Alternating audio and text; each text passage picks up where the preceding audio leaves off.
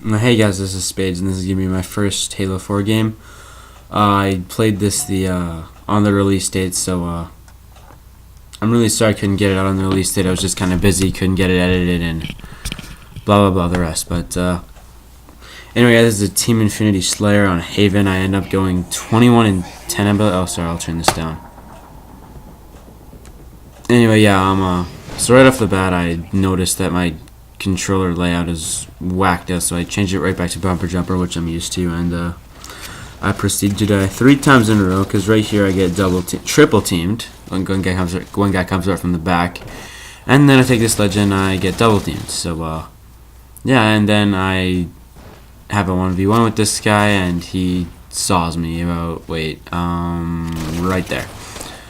So yeah, that was pretty discouraging, but it is my first, like, when I say first game, I mean the first time I even touched this game. Like, I haven't even played the campaign yet. Well, I have been starting the campaign. I'm on a legendary playthrough with my girlfriend, so we're about more than halfway through it already. So it's a pretty short campaign, but the missions are really lengthy and difficult, especially since it's legendary. So yeah, but there's my first kill of Halo 4, which was I guess pretty basic. Sadly, wish it could have been more interesting, but whatever. Bleh.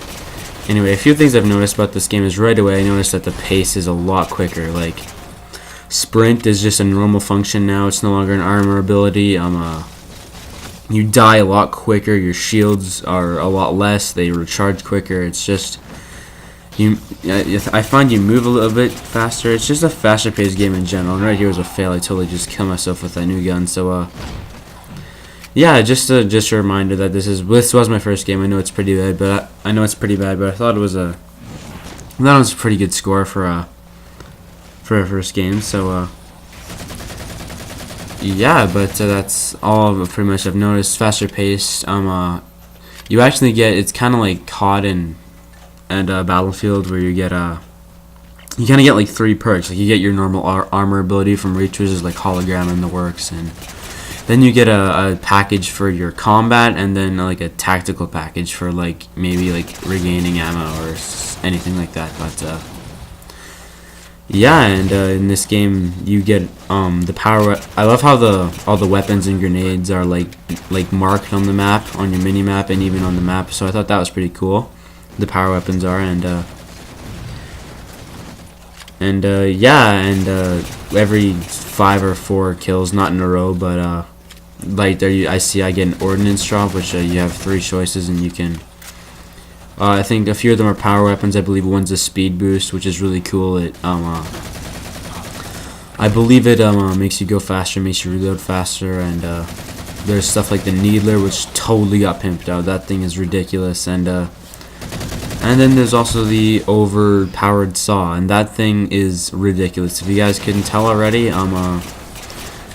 that gun is just crazy ridiculous. Like, I have been using it before, and I've been shot like 2 or 3 times in the head. All I've had to do is turn around and dodge a few shots, and they're dead. Honestly, it's just a matter of squeezing the trigger and pointing it at them, and they're done. It is that ridiculous, and it is quite frustrating sometimes, to be honest. And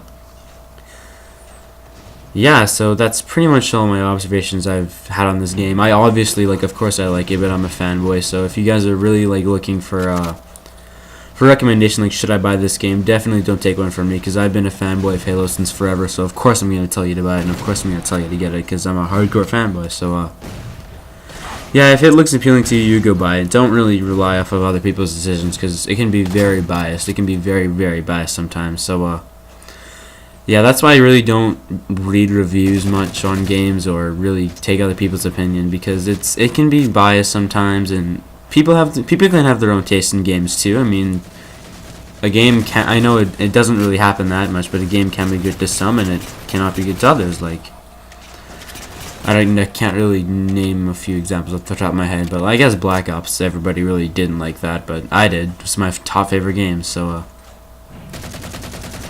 yeah, I'm sorry if my voice has been like really low or like dull. It's 3 in the morning, and I've obviously been playing this game like for a while now. And an epic thing is that I have a snow day tomorrow, so basically I can stay up as late as I want at tonight and just play the game, and then wake up, do what I need to do, and play it some more. So what a perfect day to have a snow day, right the week Halo 4 comes out. It's just perfect. Thank God I live in Canada, which is usually not a very good thing sometimes, but in this case it is. But yeah, I really haven't stressed the fact of how much I really like this game. I think 343 just I had a bad feeling about them, to be honest, but they stepped it up from Bungie's shoes. Even though it's kind of it's got a few recycled things like the perk thing system and the sprinting, but I guess in a sense it makes it better, even though it's overused. But I still like it, and I'm not too quite sure about the whole join-in session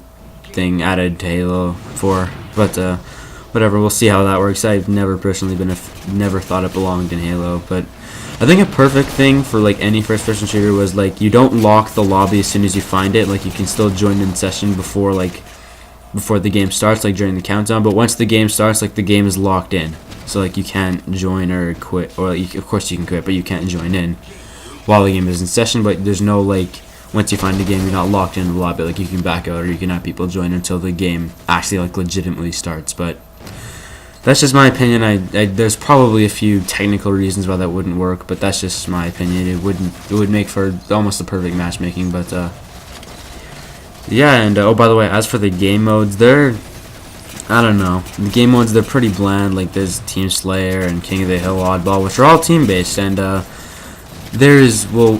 if you don't count Flood, there's one free-for-all mode, and it's called what's it called? Regime, or no, it's not Regime, or I think it's called Regime. Anyway, it's so there is no free-for-all in Halo 4 right now. There is a thing called Regime, and it is basically a new tweak to the old Juggernaut game type. So once you kill somebody, you become the King or the Juggernaut, and you kill people to get points. So as of now, there is no free-for-all, which is I really don't like, because I think free-for-all is fun. I love going in on my own and just seeing how I can do. But yeah, and there's about 1 minute left in this game, and another note is I think I really want to take the time to get better at this game. I think I'm just gonna make a lot of videos of this and kind of cut back on everything else. Like I really want to just go hard on about this game and just do my best to get better. I really want to do a legendary walkthrough after I've beaten it and gotten all the levels down. So yeah, that was my first game of Halo 4. I hope you guys enjoyed. Final score is 21 and 10. I believe I got 7 assists, which is ridiculous because then I could have had like 29 kills. And by the way, here's proof that it was my first game. I'm level 1, haven't gotten any EXP at all. So and then I level up to level 3. So yeah, thank you guys for watching my first game. More Halo 4 videos to come, and see you guys next time.